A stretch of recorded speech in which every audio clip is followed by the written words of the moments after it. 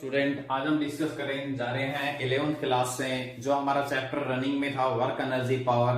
तो उसके अंदर से हमने वर्क और पावर के बारे में तो हमने पढ़ लिया था। आज हम डिस्कस करते हैं एनर्जी के बारे में। तो what is energy? Energy is the ability और a capacity to do work.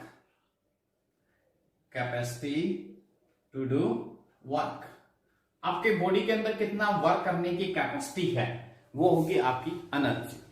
अच्छा, एनर्जी आपने सुना होगा, ज्यादातर जो हमें सुनाई देता है, हमें देखने को मिलता है वो आपकी kinetic energy and potential energy. वैसे तो काफी टाइप की होती हैं हमारे पास, ठीक है, बट आज हम डिस्कस जो करेंगे वो हम करेंगे काइनेटिक एनर्जी के बारे में, ठीक है। तो देखिए, एनर्जी आपके पास दो टाइप से होती हैं, या तो आपके मोशन की वजह से या आपकी पोजीशन की वजह से, ठीक है। तो सबसे पहले आज हम जो डिस्कस करेंगे वो सिर्फ हम डिस्कस करेंगे काइनेटिक एनर्जी के बारे में। तो काइनेटिक एनर्जी क्या होती है? Energy possess by body due to its motion. हम you can say that motion की वजह से जो एनर्जी होती है उसको हम क्या कहेंगे?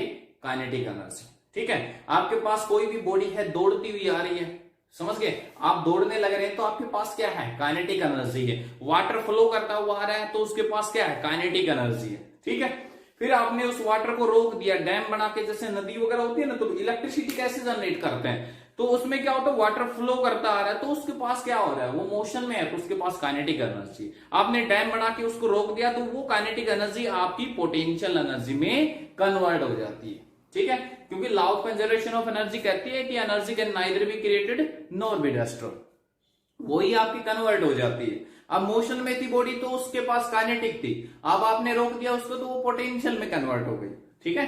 तो आपकी एनर्जी है वैसे एक फॉर्म से दूसरी फॉर्म में कन्वर्ट होती रहती है, ठीक है। आपने उसको टरबाइन पे गिराया, वो मैकेनिकल एनर्जी इलेक्ट्रिक में बदल गई, तो ऐसे प्रोसेस है, एनर्जी एक फॉर्म से दूसरी फॉर्म में कन्वर्ट होती रहती है, ठीक है। तो मोशन की वजह से जो एनर्जी होगी वो क्या होगी? आपकी काइनेटिक एनर्जी। क्या होगा फॉर्मूला? देखिए, ये हमारे पास कोई भी एक बॉडी है, ठीक है, फिलहाल इनिशियली ये रेस्ट पे है, मैंने इसके ऊपर F फोर्स लगाया v वेलोसिटी के साथ, ये वेलोसिटी, और इसने यहां से यहां तक डिस्प्लेसमेंट कर दिया s, ठीक है। तो आपने कितना वर्क किया वो वर्क डन हम निकालते हैं इसी के अंदर। तो इनिशियली ये रेस्ट पे थी, मतलब इनिशियल वेलोसिटी इसकी 0, ठीक है। उसके बाद आपने F फोर्स अप्लाई किया इसके ऊपर, तो कितनी वेलोसिटी इसने गेन की, वो वेलोसिटी, वो फाइनल वेलोसिटी हम निकालेंगे। आपने पढ़ा है पीछे formula, v square minus u square is equal to 2as। तो फिलहाल हम उसका एक्सेलरेशन निकालेंगे, कितना एक्सेलरेशन आ रहा है? तो v square is equal to, initial तो 0 रेस्ट से, 2as, यहां से एक्सेलरेशन की वैल्यू आ गई हमारे पास v स्क्वायर बाई 2s, ठीक है। तो कितना फोर्स, m मास की बॉडी भी आपकी, कितना फोर्स लगेगा? फोर्स क्या हो जाएगा? न्यूटन सेकंड लॉ से F is equal to ma, then ma acceleration क्या होगा? v स्क्वायर बाई 2s, ठीक है। तो कितना वर्क डन किया हमने, वो वर्क डन ही आपका यहां पर क्या होगा? काइनेटिक एनर्जी होगी।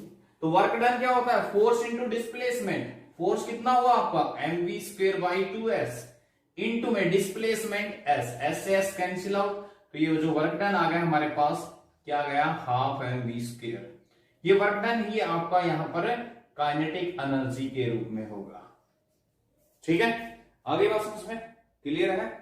तो ये वर्क डन आपका यहां पर काइनेटिक एनर्जी के रूप में होगा। अब वो वर्क डन आपको मैंने बताया अभी मोशन की वजह से हो रहा है, आपने डिस्प्लेस कर दिया बॉडी को यहां से यहां तक, आपने उसको, रेस्ट में थी पहले बॉडी आपकी, इनिशियली रेस्ट में थी, आपने फोर्स लगाया, बॉडी ने वेलोसिटी गेन की, ठीक है, उसने डिस्प्लेसमेंट कवर किया, तो कितनी वेलोसिटी गेन की, वो आपकी वेलोसिटी के हिसाब से आपकी काइनेटिक एनर्जी हो जाएगी। जितना आप फोर्स लगाओगे उतनी बॉडी वेलोसिटी गेन करने लग रही है, तो वो वर्क डन आपका, कितना वर्क करने लग रहे हो वो वर्क डन आपका क्या होगा यहाँ पर?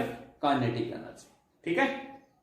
चलिए, तो अभी इसी के साथ हम इसका रिलेशन ड्राइव करते हैं काइनेटिक एनर्जी का मोमेंटम के साथ। तो मोमेंटम के साथ काइनेटिक एनर्जी का क्या रिलेशन होगा? Relation between kinetic energy and linear momentum, and linear momentum. Kinetic energy अभी हमने निकाला फॉर्मूला हाफ mv स्क्वायर। इसके अलावा लीनियर मोमेंटम का पीछे हमने पढ़ा है मास एंड वेलोसिटी का product, P is equal to mv, ये आपका लीनियर मोमेंटम होता है। ठीक है, हमने क्या किया, इसी को m से मल्टीप्लाई और डिवाइड कर दिया। तो मल्टीप्लाई करेंगे तो बन जाएगा m square upon v square और अपॉन में डिवाइड। ठीक है, हम क्यों नहीं इसको काइनेटिक एनर्जी को मैंने E से रिप्रेजेंट कर दिया, mv स्क्वायर को हम p स्क्वायर से नहीं लिख सकते क्या? ये आपका रिलेशन आ गया between kinetic energy and P stand for linear momentum. ठीक है, समझ गए बात को, क्लियर है? अब यहां से देखो, अगर आप ग्राफ डिनोट करना चाहें किस किस के बीच में एनर्जी एंड मास, तो किस टाइप का ग्राफ आएगा? इफ P इज कांस्टेंट, अगर आपका मोमेंटम कांस्टेंट है तो ग्राफ किस टाइप का आएगा? इस टाइप का आएगा। ठीक है, समझ गए बात को, क्लियर है? अदरवाइज वैसे अगर देखा जाए तो ये ग्राफ बहुत ज्यादा इंपॉर्टेंट है, क्योंकि देखिए यहां से तो अगर हमें ग्राफ देखा जाए तो काइनेटिक एनर्जी मास के डायरेक्टली प्रोपोर्शनल दिखाई दे रही है। ठीक है, बट आपका अगर मोमेंटम कांस्टेंट है तो उस केस में काइनेटिक एनर्जी और मास के बीच में जो ग्राफ आएगा वो इनवर्सली ग्राफ होगा। ठीक है, समझ में आई बात? In case of when P is constant, मतलब मोमेंटम अगर कांस्टेंट है तो। ठीक है, अगर आपका मास कांस्टेंट है तो इफ काइनेटिक एनर्जी अगर कांस्टेंट है तो मोमेंटम और मास के बीच में जो ग्राफ आएगा हमारा वो किस टाइप का आएगा? इस टाइप का हो जाएगा। ठीक है, और अगर मास कांस्टेंट है हमारे पास तो आपका काइनेटिक एनर्जी और मोमेंटम में जो ग्राफ आएगा हमारे पास वो किस टाइप का होगा? ये होगा। तो ये आपका रिलेशन हो गया काइनेटिक एनर्जी और लीनियर मोमेंटम के साथ में। ठीक है, आगे बात समझ में? तो ये था हमारे पास टॉपिक। इसके अलावा हम एक टॉपिक और करते हैं यहाँ पर, work energy principle. Work energy principle, work energy principle क्या कहता है आपने को? Work energy principle, work done by the net force in displacing a body is equal to होता है चेंज इन काइनेटिक एनर्जी। ये कहता है वर्क एनर्जी प्रिंसिपल कि अगर आप किसी बॉडी को डिस्प्लेस करने लग रहे हैं, ठीक है, तो वर्क डन जो होगा आपके पास नेट डिस्प्लेसिंग, जो फोर्स आपने अप्लाई किया, बॉडी पहले मान लो रेस्ट में थी, आपने उसको वेलोसिटी दे दी। ठीक है, तो वर्क डन जो होगा आपके पास net work done by the force is equal to change in kinetic energy. ठीक है, अब देखिए सबसे पहले मान लो, सपोज करते हैं आपको ये ब्लॉक है हमारे पास और इस ब्लॉक को यहां से यहां तक डिस्प्लेस करना है। ठीक है, तो हम क्या करेंगे, इसको पहले एक स्मॉल डिस्प्लेसमेंट करवाएंगे। ठीक है, उसके बाद फिर हम लार्ज डिस्प्लेसमेंट करेंगे। तो सबसे पहले आपने स्मॉल डिस्प्लेसमेंट किया, तो स्मॉल डिस्प्लेसमेंट में आपका वर्क डन भी स्मॉल होगा, तो dw इक्वल टू क्या हो जाएगा? Force into displacement. Small displacement को मैंने ds से रिप्रेजेंट किया। ठीक है, कितना फोर्स लगाया आपने? F न्यूटन सेकंड लॉ से F इक्वल टू क्या होता है? आपने पढ़ा है m में, और एक्सेलरेशन को आप ऐसे तो लिख सकते हैं dv अपॉन dt, ये वैल्यू इसमें रखिए, तो dw इक्वल टू क्या है? m dv upon dt into में ds, और ds अपॉन dt हमारे पास क्या बन जाएगा? वेलोसिटी। सो वर्क डन क्या है हमारे पास? mv dv।